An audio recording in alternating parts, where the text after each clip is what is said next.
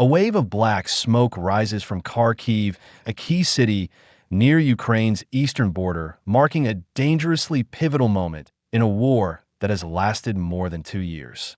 In less than half an hour, 17 consecutive explosions shook civilian areas, leaving not just Ukraine, but the entire world holding its breath. This is no longer a regional conflict. It is a direct warning to the international community about a series of escalations that could spiral into unpredictable consequences. The risk of full-scale war, even nuclear war, is no longer a fantasy.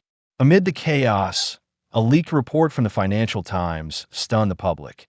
A phone call between former President Donald Trump and Ukrainian President Volodymyr Zelensky, during which Trump allegedly asked whether Ukraine could launch a direct attack on Moscow or St. Petersburg. Kiev's response? We can if you supply us with weapons. The question is not just about military capability, but signals a profound strategic shift from defense to preemptive offense. Coupled with Trump's bold statement, make the Russians feel it, the prospect of a direct confrontation between the U.S. and Russia is becoming increasingly likely. Russia immediately responded with threats of nuclear retaliation, a threat that previously existed only in theory. We're now witnessing the most dangerous phase since the Cold War. The nature of the Ukraine-Russia conflict has long outgrown geographic or territorial disputes. It is a global strategic chessboard where major powers are testing each other's red lines, especially the US and Russia. Trump, once criticized as being soft on Putin, has now taken a sharp turn, issuing a 50-day ultimatum. This is not just a political gesture. It is a dual-purpose move to increase pressure on Moscow and to reaffirm America's hardline stance on the geopolitical stage, particularly as Trump prepares for re-election. Asking whether Ukraine can strike Moscow is not a casual remark.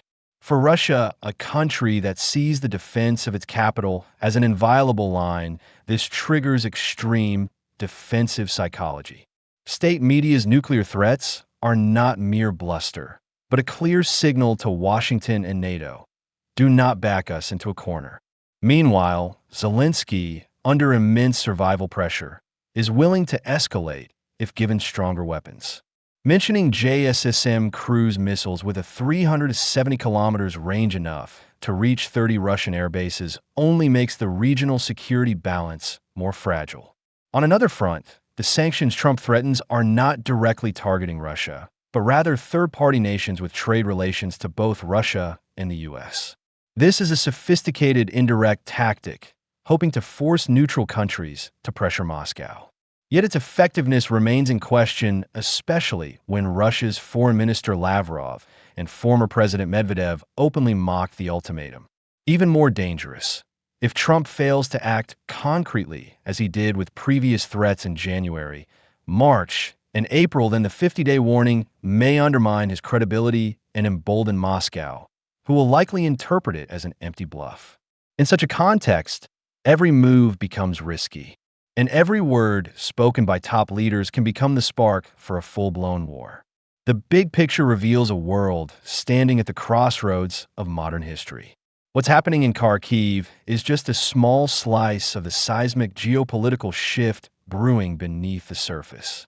If Trump's 50-day ultimatum is seriously enforced, 3 possible scenarios could unfold. Scenario 1. Russia partially backs down and concedes at the negotiating table. This is the most optimistic scenario, though highly unlikely.